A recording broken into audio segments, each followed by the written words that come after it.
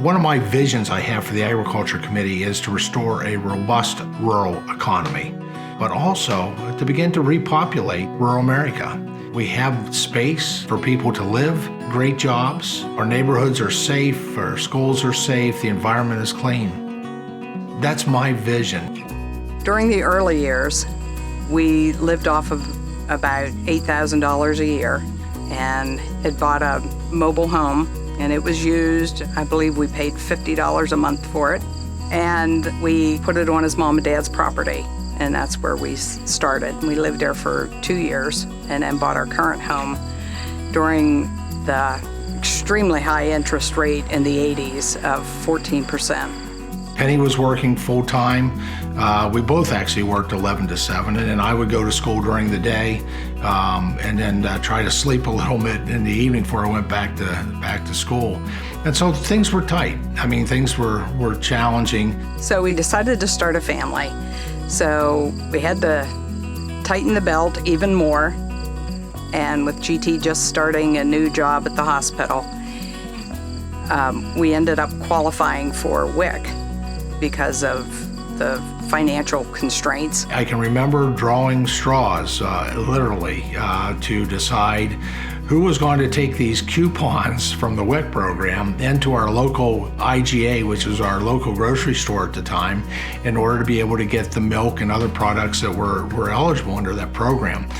To be honest with you, we were embarrassed that we needed to rely on that. But looking back on that, I am so thankful that I had that experience and I had that uncomfortable experience. To some degree, I think that was God's way of preparing me for the role that I would play on the Agriculture Committee and with the Nutrition Subcommittee that I've had the privilege of chairing. When I think of Congressman Thompson, I don't necessarily think of him as a politician.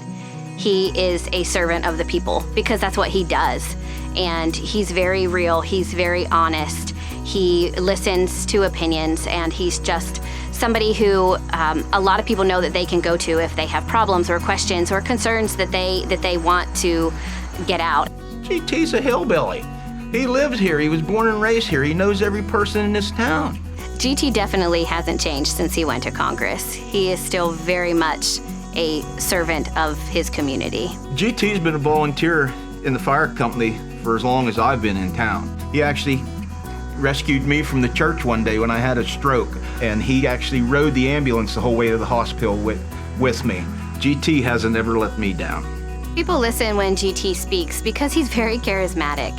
He definitely gets up there and speaks from his heart. He's not scripted. He's somebody who speaks the truth, and he's honest. We were in a public meeting one time, and GT passed me a note that simply said, "There are no bad ideas."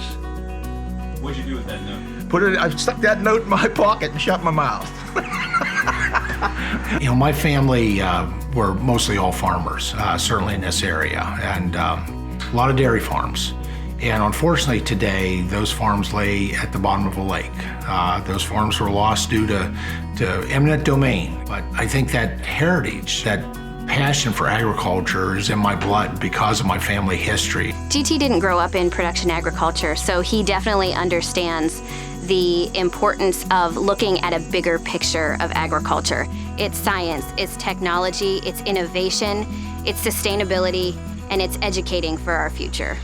The challenges ahead of us are considerable, but if we approach them with the right experience and temperament, we can get the job done for the folks back home. The Agriculture Committee makes a big difference where I come from, but it impacts the daily life of each and every American. From the farm families that feed us, to those that depend on us for nutrition assistance, and every piece of the food supply chain in between. Our next Farm Bill is an incredible opportunity to shape a future and economy where rural America can thrive. We can reinvigorate rural America, reconnect all Americans with their food and resources by reminding them where they come from, and create a modern, future-focused Farm Bill. We can strengthen rural economies and communities by prioritizing broadband connectivity. We can dominate the discussion about our environment through innovative conservation solutions. We can and should be on offense in the climate debate with innovative pro-jobs ideas that Republicans can not only support, but be proud of. Perhaps most importantly, we can build and lead a coalition of passionate agriculture advocates who understand the critical importance of this industry to American prosperity. Republicans can't simply be reactive to the lessons of the past. Now, more than ever, we need to anticipate the challenges ahead and offer the vision and foresight to lead. As Republican leader of the Agriculture Committee, you have my word that we will approach each of these challenges with courage and composure. Thank you for your consideration, and I humbly ask for your support in leading the Agriculture Committee in the 117th Congress.